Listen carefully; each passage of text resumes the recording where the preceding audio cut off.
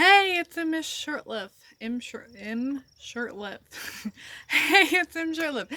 And today I thought I would weigh in on my least favorite writing controversy called Is it a hobby or not? So, a lot of you are different stages in writing and have different opinions on it, and I respect that, and I respect your opinions. But I have such a hard time, and I'm sorry if this is one of you. I do not mean any offense. Like I said, I understand we're all different places in our charitable growth as well. But, yeah, I've seen so much snobbery in the writing community on hobby writers versus not hobby writers. And this might not be you, so don't if it's not you, then I'm not talking about you, okay? But just so for example, okay? Writing, my absolute favorite thing to do. I have free time, I write. Um However, I also understand that it's not always super healthy for me personally to be caught up in a fictional world 100% of the time. All right, so as much as I love writing, it means like as much as it means so much to me, as much as it does help my mental health, help me to be able to sort things out, as much as I want that to be a career that I can make money off of one day, I do not treat it like a job. Okay? It's not practical. I can't do it. So like my whole life, right? People ask when I want to be. My first answer was actually stay-at-home mom. That was like my dream job. Unfortunately, that requires a husband. Um, but my second job was to be a teacher. It just seemed natural, I guess. I don't know. And so then when I was my sister was looking at classes to take for college, she ended up trying to decide between like maybe English, maybe history. She ended up with history. But I was looking at the classes she was looking up, and whenever she was reading the titles of the English classes, I was like, dude, sign me up for that one. Like, when I get to college, I'm going to take that, I'm going to take that, I'm going to take that. I don't even remember what they were now. I don't know if I took them or not. So I was like, English sounds actually fun. Like, actually something that I would want to study because it's books and writing. What is better than that? So I was like, yes, I am going to be an English major. Decided. Okay? Okay. And because I'm just a weirdly practical person, I was like, okay, but if I study English, what am I going to do with that? And I didn't really know what options there were. I know a lot more about that now, but the biggest thing was just I can teach. I wanted to be a teacher when I was a kid. And English is a subject that you can teach. So I ended up studying English teaching. Um, but one thing that weirded me out in the English program is how many people I would talk to who didn't have a plan. And like, study what you want to study. But like, it's also important kind of to have a plan. So I don't know, a lot of people be like, yeah, cool, what are you studying English? And they're just like, I don't know. And I'm like, you probably can obtain the same information for free without getting a degree. Unless you just want a degree. Because I know having a degree is better than no degree. So they tell me. But yeah, so I was just like, what are you spending all your thousands of dollars on? So that was just kind of like left me confused. But then what also just left me confused and also kind of made me laugh was just a lot of people would be like, well, I'm gonna write. And I'm like, because I'm telling you, I've been writing for years. Friggin' years, alright? And I'm just like, if you've been through the publishing process, okay, if you have sent out queries, if you've waited for responses for those queries, if you've looked up how long publishing takes, if you've looked up the subjectiveness of it, you know that publishing is really hard and takes a lot of just kind of spitballing, hoping it's gonna work out, and it's not necessarily gonna work out right away. And I know that's true for a lot of things. Like, for example, being a dentist. It might not work out right away either way, and you have tons of loans, so I get it. That there are other comparisons to this. But it's also just kind of you're staking your future on a subjective, completely subjective, like, ever-changing industry that's really hard to get into. I'm like, that's like that's a good plan. It can be a good plan, but like, what's your backup plan? Okay? Because like, it might not work out, so you do have a backup plan, right? Like if you're gonna go to LA to live the La La Land life and become an actress or an animator, like, you do have a backup plan, right? Like there's a lot of art jobs you can do that aren't animation in case you don't become that storyboarder you always wanted to be. So I was just kind of like, so that's why for me, sometimes I even myself meet this resistance when I come to the like hobby writer versus not hobby writer um debate, is that I'm always like, okay, so if you're not a hobby writer, you're a career writer, like, you do have a plan though. Because I legitimately, and probably you do, but I legitimately have met people who do not have a plan, and then they get upset and frustrated and discouraged in their writing, and then they're not even able to write because they don't have a backup plan. They don't know what they're gonna do. They're just gonna, and so it's like, I don't know. So like, I understand why there's tension there. However, like, on the other side too, I've met so many people who are snobs about being a hobby writer, and they're like, oh, well, you're just a hobby writer.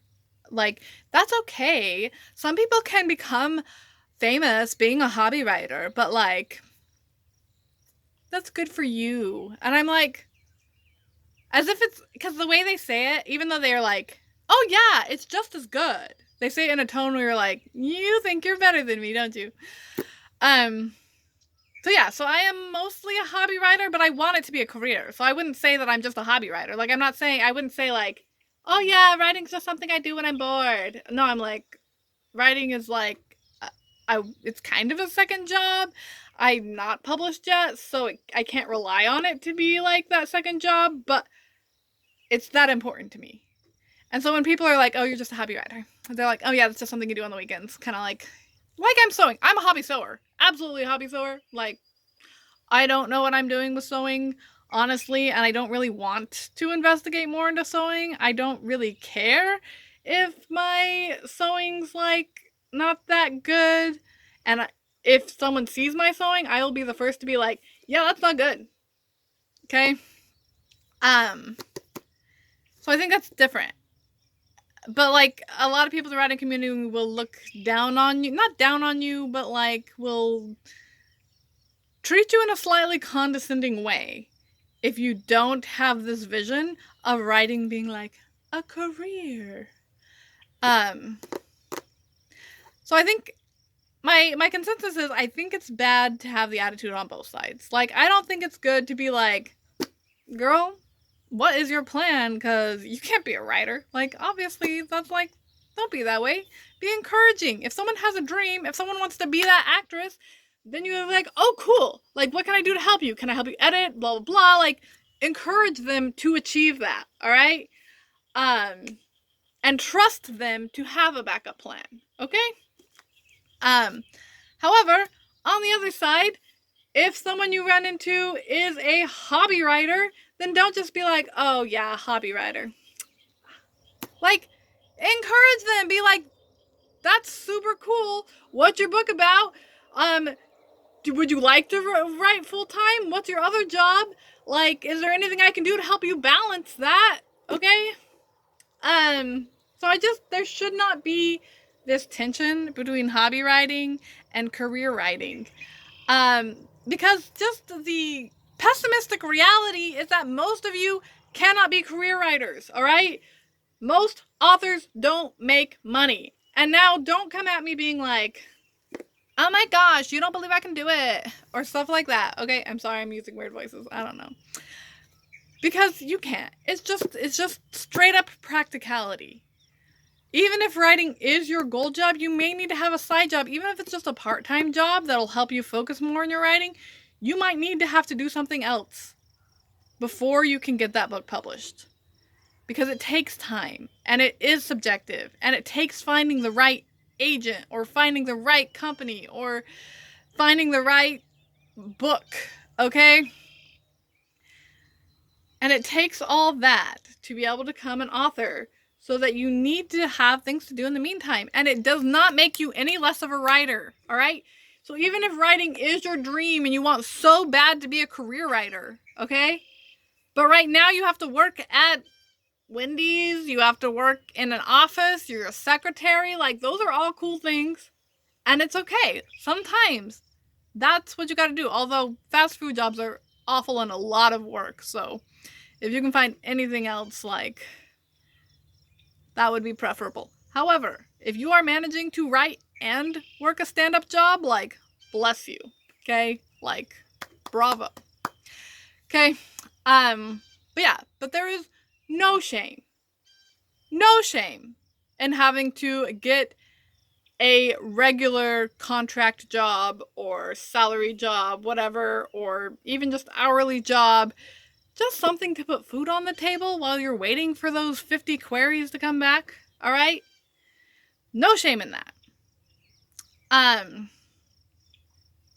there's no shame also, just because even if there's something you do like as much, because a lot of people tell me, it's so frustrating, because they're like, when I don't have jobs, teaching jobs, then they'll be like, oh, well, you like writing, so you can make money with that. And I'm like, all right, so like, there's no shame in that either. If you have a job that you do really like, it's not bad to have two jobs that you enjoy.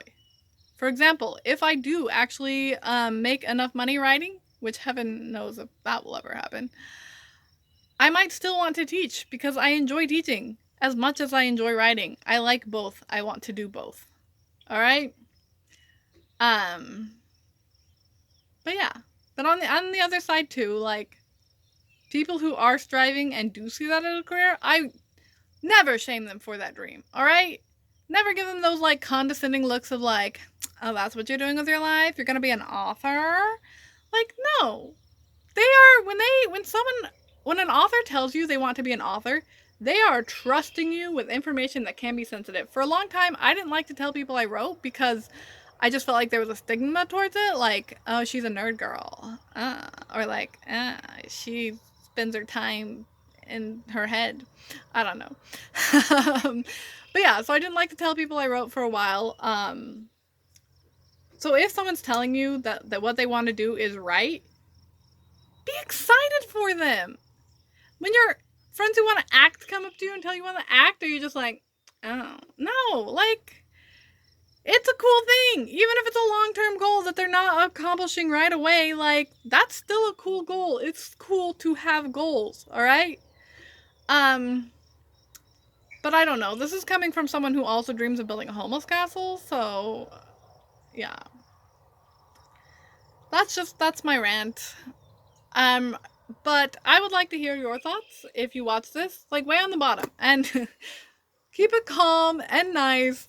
But what are your thoughts? Like, are you more of a hobbyist writer or a career writer or in between? Have you faced any opposition from other people for your career goals or your hobby goals?